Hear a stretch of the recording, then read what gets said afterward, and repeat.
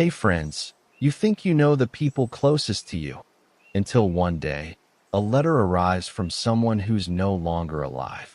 My brother died in what everyone called a tragic accident.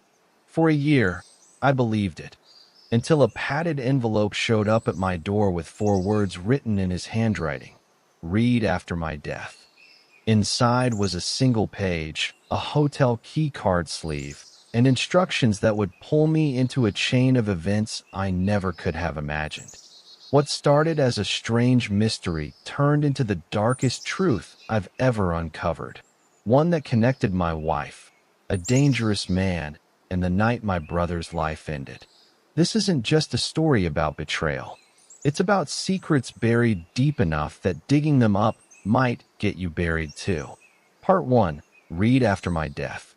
Throw away because some of my friends lurk here, and this is a lot. I'm 34M, married to Lena, 33F, for almost 7 years. We met at a friend's rooftop party, bonded over our mutual hatred of small talk and our love for burnt coffee, and pretty much welded ourselves together from there. No kids. 2 plants we keep forgetting to water. A small townhouse we're still paying off. On paper, it's standard issue millennial marriage. My family background matters here. I had an older brother, Mark, 36M. He was the loud one, the golden retriever in human form. Big laugh, bigger plans. We were opposites but close. Last year he died, car accident on a rainy night. There was a bend on County Road 14 that might as well be a coin flip if you hit it wrong. Police said it looked like hydroplaning. I believed them because I needed to. Grief is weird. Everybody brings casserole and silence. Then life just drifts. You go back to work, back to arguing about who left dishes in the sink, back to pretending the world didn't tilt. 2 weeks ago, that tilt came back with interest. I got a small padded envelope in the mail with no return address, just my name printed in block letters. Inside was a single page, folded twice, and at the top, handwritten in my brother's cramped, impatient chicken scratch, were 4 words: "Read after my death." I swear the room got smaller. The letter wasn't long. It wasn't neat. It was the verbal equivalent of a fire alarm. He said he'd tried to tell me something before, that he'd chickened out because he didn't want to blow up my life, without proof. He said if I was reading this, either he'd finally found the proof, or he'd run out of time. There was one line that hasn't stopped echoing since. "She's not who you think she is." He being Mark. She being Lena. My wife. My first instinct was anger. At him, at whoever sent this, at grief for not leaving me alone. But taped to the bottom of the page was a hotel key card sleeve with a sticky note: Unit 309. Ask for storage. And a date, 3 days from the day the envelope arrived. I haven't told Lena about the letter. Not yet. If you think that makes me a coward, fair. If you think I'm about to chase a ghost and blow up my marriage, maybe. But I'm going to Unit 309. Because if there's one thing I learned after losing my brother, it's this: the worst truths don't get smaller when you ignore them. Part 2. The key card. The date on the note landed on a Thursday. I barely slept the night before, tossing between this is insane and what if he's right. Lena was in the kitchen that morning, dressed for work, scrolling through her phone like nothing in the world was wrong. She smiled at me and asked if I wanted her to pick up groceries after work. I said no, I'd handle it. I didn't tell her I'd be spending my lunch break chasing my dead brother's breadcrumb trail. The hotel was one of those mid-tier places off the highway. Beige walls, fake plants, a breakfast area that smells like waffles no one asked for. I walked in, the key card sleeve sweating in my pocket, and went to the front desk. The woman behind the counter looked like she'd been in hospitality long enough to stop pretending she liked it. I slid the sleeve across the counter. I'm here for storage.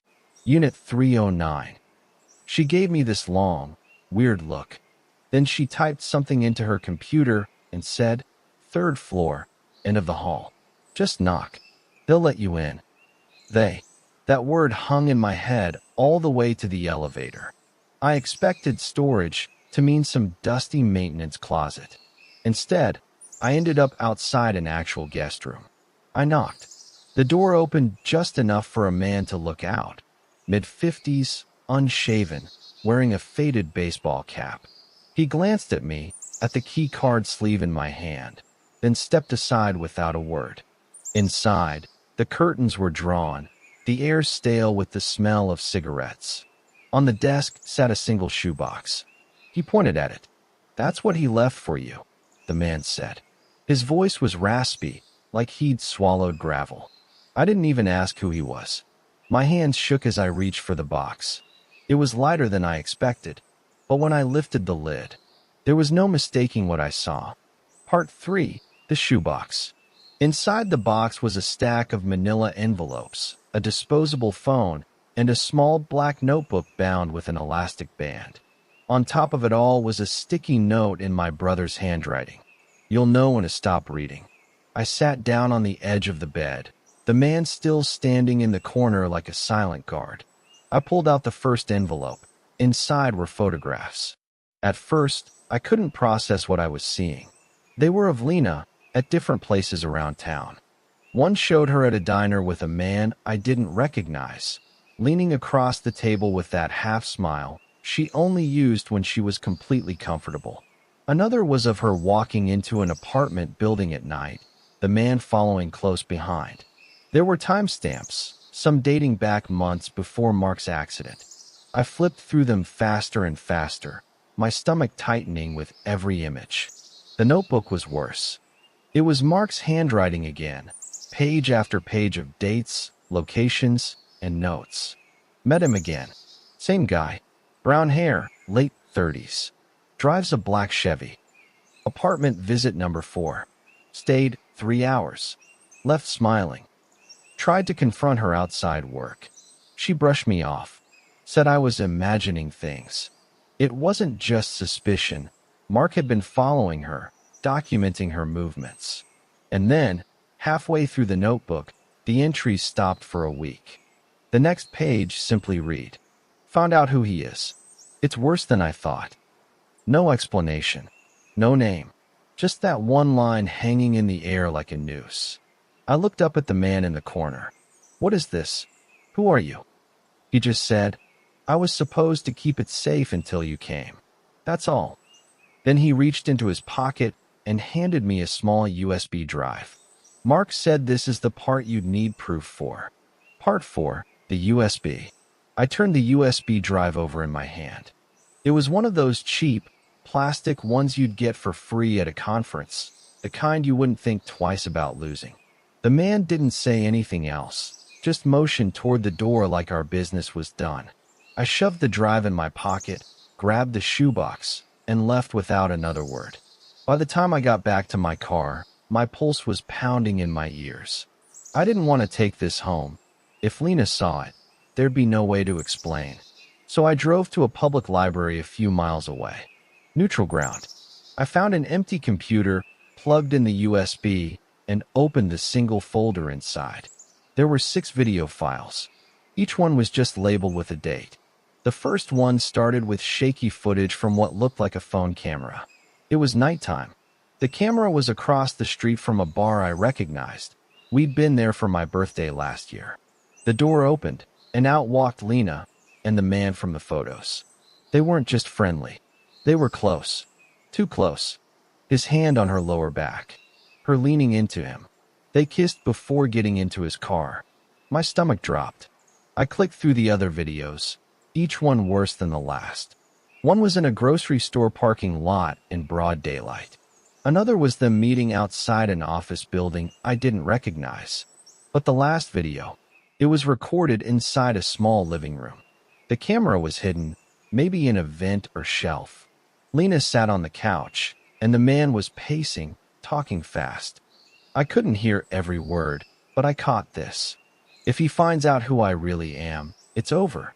Lena nodded. "Then he can't find out. Ever." My brother had been right. This wasn't just some random fling. This man was hiding something. And whatever it was, Mark had died less than 2 weeks after this video was taken. Part 5. The name. I left the library with my head spinning and the shoebox wedged under my arm, like it might vanish if I loosened my grip. Who was this guy? Why did Lena look so comfortable with him? And what could be over if I found out who he really was? I parked in a strip mall lot a few blocks from home, pulled out my phone, and opened one of the clearer photos from the shoebox. The man's face was angled toward the camera, caught in that unguarded second before a laugh. I uploaded it to a reverse image search site. It took maybe 10 seconds before I got my first hit, a local news article from 4 years ago. Local businessman cleared in fraud investigation. His name was Aaron Delaney, 42, owner of some construction company that had been under federal investigation for embezzlement and falsifying contracts. Charges dropped due to insufficient evidence. I kept digging. Aaron's name popped up in a half-dozen old articles, most of them vague. Community events, charity galas, networking functions. But one headline made my stomach knot. 2 men injured in late-night altercation at Harborview Marina. The article was short. No arrests. No details about what started it. Just the names of the injured. One of them was Aaron Delaney. The other was my brother, Mark. My throat went dry. Mark never mentioned this fight. And yet here was his name, in print, tied to the same man my wife had been seeing. The dates lined up almost perfectly, about 6 months before the photos in the shoebox started. And if that wasn't enough to make my skin crawl, the last paragraph of the article mentioned that the altercation was witnessed by several people, including a woman who declined to give a statement. The description of that woman? Mid-30s, dark hair, slim build. Lena. Part 6. Testing the waters. By the time I got home, my hands were shaking, not from fear, but from the sheer effort it took not to walk straight in, shove the article in her face, and demand answers. Lena was in the living room, laptop open, pretending to scroll through work emails. She glanced up, gave me a quick smile, and asked how my day was. I decided right then I wasn't tipping my hand yet. I needed her unguarded. I needed to see what she'd do when she didn't know I already had the puzzle pieces. So I said, we should go down to Harborview this weekend. Haven't been there in ages. It was subtle, but I caught it, the smallest flicker in her expression. Her eyes darted down for a second, then back up with that carefully casual smile. Oh, sure if you want. She clicked her laptop shut a little too quickly. I sat on the arm of the couch. You ever go there without me? Maybe for work or something. Her laugh was short, sharp. No. Why would I? There's nothing there but boats and overpriced seafood. Lie.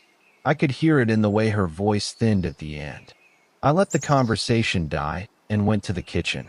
From the hallway, I heard the faint click of her laptop opening again, the murmur of rapid typing. I doubled back quietly, staying just out of sight, and caught a glimpse of her screen in the reflection of the window. She was typing Aaron Delaney's name into the search bar. She hit enter, scrolled fast, clicked an article, then slammed the lid shut again. This time for real. She didn't know I'd seen. And now I was sure. Whatever tied her to Aaron and Aaron to my brother was an ancient history. It was alive, and she was checking to see what I might find. Part 7. Aaron's Shadow. That night, Lena fell asleep before me, breathing steady in the dark like she didn't have a care in the world. I lay there staring at the ceiling, replaying that moment when she searched Aaron's name. If she was worried enough to look him up, there was something in his past she didn't want me to find first. The next morning, I called in sick to work. My boss didn't question it. Perk of never taking days off. I drove to the county records office. Public documents aren't glamorous, but they don't lie. Aaron's file wasn't thick, but it was ugly. Civil suits from subcontractors claiming unpaid work. Noise complaints from neighbors about loud arguments late at night. And one sealed court record I couldn't access, but the date jumped out. 2 days before the fight at the Marina with Mark. I needed more. So I found an old phone number from one of the lawsuits and called it. The guy who picked up sounded tired and suspicious until I told him I was looking into a business deal with Aaron Delaney. Then he laughed. Yeah, good luck with that. The guy's poison. You know about the thing with the missing money? I played dumb. He told me Aaron had been holding cash for a property deal, hundreds of thousands, and the money vanished. Police poked around, but the case got resolved quietly. The guy claimed he'd heard it was all paid back by somebody else to keep Aaron out of jail. When I asked who somebody else was, he hesitated, then said, "All I know is it was some guy who used to run with him down at the docks. Went by Mark." I felt my blood run cold. My brother, Mark, had bailed Aaron out. And 2 weeks later, they were in a fight that left Aaron in the hospital, and eventually, Mark in the ground. This wasn't a coincidence anymore. Lena wasn't just cheating. She'd been tangled up in whatever had killed my brother. Part 8. The night that changed everything. I couldn't stop thinking about that sealed court record and the Marina fight. If Mark had paid off Aaron's debt, why would they be fighting 2 days later? And why had Lena been there, but never told me? I went back to the USB from the shoebox. I'd only skimmed the videos before, but now I watched the last one again, the one inside that living room. Aaron's pacing, talking fast. Lena's on the couch, hands in her lap. Aaron, if he keeps pushing, it's going to get bad. Lena, he won't. He's not stupid. Aaron, he's already too deep. And you know what that means. Lena, quietly, I didn't think it would go this far. That line, I didn't think it would go this far, hit me like a punch. I dug deeper into news archives. It took hours, but I finally found a grainy security camera still from the night Mark died. It wasn't from the accident scene. It was from a gas station half a mile from that cursed curve on County Road 14. The timestamp? 30 minutes before the crash. And there, in the corner of the frame, barely visible but unmistakable once I zoomed in, was Aaron's black Chevy, parked right next to Lena's car. My hands were shaking as I saved the image. If they were together before the crash, then everything I'd been told about Mark's accident was already falling apart. I didn't know yet if Lena was directly involved or just covering for Aaron. But now I knew for certain. Mark hadn't died because of bad weather. He'd been silenced. And my wife was standing next to the man who did it. Part 9. Setting the trap. I didn't want another screaming match in the living room. If Lena realized how much I knew before I had proof in hand, she'd twist it, deflect, maybe even disappear. So I started laying the groundwork. That evening over dinner, I kept my tone casual. Ran into an old buddy of Mark's today. Said he used to see you and him at Harborview together. Her fork froze halfway to her mouth, just for a heartbeat. Then she set it down, tilting her head with a half smile. We were all friends back then, remember? She said it like it was the most harmless thing in the world. But her eyes were gauging me. I pushed a little further. Funny thing, he mentioned seeing you with some guy. Black Chevy. Ring any bells? There it was again, that fractional pause before the performance kicked back in. She chuckled and shook her head. You know how rumors get. People love to stir the pot. I let it drop, pretending to be satisfied. But while she was in the shower later, I slipped her keys out of her purse and took the spare USB stick I'd prepped earlier. Swapped it for the one she kept in her key pouch, the one she used for work files. I'd seen her plug that drive into her laptop at home before. If Aaron's name or that Marina night had crossed her digital path, there might be traces. I told myself I'd check it at work the next day. But the truth? I drove to a 24-hour copy shop that night, plugged it into their rental PC, and started digging. I expected a couple of spreadsheets, maybe some stray personal files. What I found was a folder buried 3 levels deep, marked with nothing but a date, the day Mark died. Inside were 6 JPGs. The first was of Mark, sitting in what looked like a dimly lit bar. The second was Aaron, same bar, same night. The rest were of my brother's car. Crashed. from angles the police could never have taken because they'd been shot before anyone arrived. Part 10. The Photographer. I clicked through each photo slowly, my heart pounding in my ears. The first few showed Mark's car from a distance, headlights still on, hood crumpled against the guardrail. The last two were closer, too close. You could see the shattered windshield, the airbag deployed, and Mark, slumped over the wheel. The timestamps told their own story. These weren't taken after an ambulance arrived. They were taken minutes, maybe seconds, after the crash, which meant the photographer was there, and they hadn't called for help. I checked the image properties, praying for some scrap of data. One detail jumped out, the device name. It wasn't a random serial number. It was Lena's iPhone. My stomach twisted. She had been there. She had stood on that road, camera in hand, and taken pictures of my dying brother instead of trying to save him. Why? I pulled up the other files on the USB. There was a short video, shaky and dark. Headlights in the distance. Voices, muffled by the sound of rain hitting the microphone. I turned up the volume. Aaron's voice. It's done. Let's go. Lena's voice. Are you sure? Aaron, get in the car. Then footsteps, a car door slamming, and the sound of tires peeling away. I sat there in the glow of the rental PC, shaking, my palms sweating so hard I nearly dropped the mouse. Mark hadn't just been silenced. Lena had been there when it happened, and she'd left him to die. Part 11. Playing it cold. I left the copy shop with the USB in my pocket and a new kind of calm settling over me. It wasn't peace, more like the steadiness you get when you finally stop guessing. I knew what happened now. I knew who was involved, and I knew I wasn't calling the cops. Not yet. If I turned this over now, Lena would claim the photos were taken later, or for insurance, or whatever lie she could cook up. Aaron would have an alibi ready before he even got the phone call. No, I needed them both boxed in.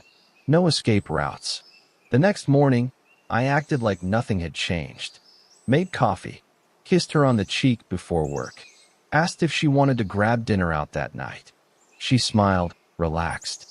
She thought whatever suspicion I had was gone. While she was in the shower, I backed up the USB to a cloud account under a fake name, then dropped the drive back in her purse exactly where I'd found it. At work, I called Jenna, Lena's closest friend, the one she gossiped with when she thought I wasn't listening. I told Jenna I needed her help with a surprise for Lena, something that would get her to meet me somewhere public, where she wouldn't expect anything heavy. Jenna was all in. And when I suggested Harborview Marina, the scene of the fight, the place Lena swore she hadn't been, she didn't hesitate. She loves it there. She'll come. Perfect. I spent the next 2 days pulling every scrap of proof into one neat, ugly package. The photos, the video, the news articles, the Marina fight report. By Friday night, I was ready. I just needed her to show up. Part 12. The Marina. Friday evening was gray and windy, the kind of weather that keeps most people indoors. Perfect. Less chance of an audience I didn't invite. I got to Harborview early, parked near the same stretch of dock where the fight had gone down 6 months before the accident. The water slapped lazily against the pilings, and every creak of the boards under my feet reminded me why I was there. At 6:10, Lena's car pulled in. Jenna stepped out of the passenger side, smiling like this was just another girls' night meetup. I waved them over. Thought we could grab a drink and walk the pier, I said, handing Jenna a folded note. Actually, Jenna, could you give us a minute? She looked at Lena, then at me, and walked toward the small cafe by the water. Lena crossed her arms. What's going on? I didn't answer. I just handed her my phone and hit play on the video from the USB. She watched for maybe 3 seconds before her face drained. Aaron's voice. Her voice. The rain. When it ended, I scrolled to the photos, the ones of Mark's car from before help arrived, the ones tagged with Lena's iPhone. Her mouth opened, closed, opened again. It's not what you. Don't, I said. My voice was low, but it cut through the wind. You were there, Lena. You took these. And you left him. She shook her head violently. I didn't, Aaron said. I know what Aaron said. I snapped. I know about the fight. The money Mark covered for him. The debt. The threats. And now I know exactly where you fit into it. For the first time, she didn't look angry or smug. She looked scared. Who else knows? She asked quietly. I took a step closer. Enough people that if anything happens to me, this all goes public. She glanced toward the cafe where Jenna was watching us through the window. And that's when she whispered something I wasn't expecting. You have no idea who Aaron really works for. Part 13, the bigger game. Her words hung in the air like a fog I couldn't see through. What does that mean? I asked. Lena looked around like the shadows on the dock might have ears. Aaron isn't just some shady contractor. He does side work for people you don't cross. Mark got tangled up in it without knowing who he was really dealing with. I kept my voice steady. What kind of side work? She hesitated. Moving money. No paper trail. Cash only. Sometimes things go missing. And let's just say people don't file police reports about it. My stomach tightened. And the night he died, her eyes flicked to the water. Mark had leverage. Photos, names, dates. He thought if he threatened to go public, they'd leave him alone. Aaron told them Mark was bluffing. They wanted to send a message. I pressed. She took a step closer, lowering her voice until it was almost a whisper. If I say the name, you'll have to disappear too. I let that hang between us. She wasn't telling me everything, not even close, but I could see in her face that whatever this was, it was bigger than her and Aaron combined, and maybe bigger than anything I wanted to step into. Still, I leaned in. Then tell me anyway. Her mouth opened, and that's when Jenna came rushing back from the cafe. Guys, you need to see this, she said, holding up her phone. On the screen was a local news alert. Businessman Aaron Delaney found dead in apparent boating accident at Harborview Marina. The timestamp? Less than 15 minutes ago. Part 14. Next in line. The hairs on the back of my neck stood up. Harborview wasn't big, and the marina stretched only a few hundred yards in either direction. If Aaron had gone into the water less than 15 minutes ago, then whoever had been with him might still be here. Jenna was still talking, but I wasn't listening. My eyes swept the docks, the parking lot, the shadowed corners between the boathouses. Lena's face had gone pale. She muttered, almost to herself, "They're cleaning up." I turned to her. "Cleaning up what?" She shook her head. "You don't understand. Aaron wasn't supposed to die yet. He knew too much. So do you now." A cold weight settled in my stomach. So what happens to me? Lena's lips pressed into a tight line. If you leave, tonight, and never ask about this again, maybe nothing. But if you keep digging, she didn't finish the sentence. A loud clang echoed from down the dock, like someone had dropped a metal tool. My body went rigid. Jenna's eyes darted toward the sound. Two figures in dark jackets were walking toward us. Not running, not shouting, just moving with that slow, purposeful stride that says they already know where you're going to be. Lena stepped in front of me. "Go. Now." I hesitated for half a second, and in that half second, one of the men lifted a phone to his ear. He looked right at me, then said something I couldn't hear. It was enough. I turned and walked fast toward the parking lot, Jenna hurrying at my side. I didn't look back, but I could feel their eyes burning between my shoulder blades. When I reached my car, I unlocked it with trembling hands and slid inside. Through the windshield, I saw Lena still standing there, the two men now just a few feet away from her. And then she smiled at them. Part 15, after the docks. I didn't sleep that night. Every noise outside my townhouse sounded like a footstep, every passing car like it was slowing in front of my house. I kept the shoebox on the kitchen table, the USB drive backed up to 3 different cloud accounts, and my phone fully charged with 911 ready to dial. But nothing happened. No knocks at the door. No strange calls, just silence. By morning, the news was everywhere. Aaron Delaney, prominent local businessman, presumed drowned in boating mishap. The articles all said the same thing. No witnesses, foul play not suspected. It was so neat, so sanitized, that I knew it had been written before he even hit the water. I never saw Lena again. Her clothes were gone from the closet by the end of the week. A lawyer I'd never met dropped an envelope in my mailbox. Divorce papers already filled out, my signature the only thing missing. There was no alimony request, no property fight. It was like she was cutting every tie in the cleanest, fastest way possible. I signed. I wanted her gone more than I wanted answers. Still, sometimes, late at night, I think about what she said, about Aaron working for people you don't cross, about Mark having leverage. The police will never reopen his case, but I know in my gut the crash wasn't an accident. I've kept every piece of evidence. The photos, the video, the letter Mark sent me. I don't know if I'll ever use them. Maybe I'm scared. Maybe I'm smart enough to know that some truths don't make you free. They just make you next. So I live quietly now. Different job, different address, different state.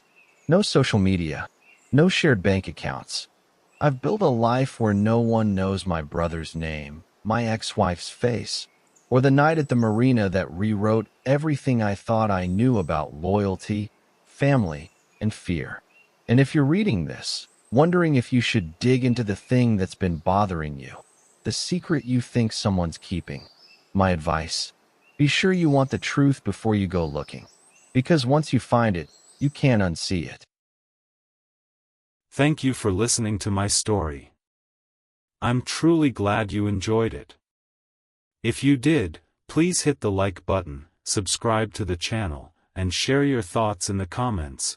I read every single one of them.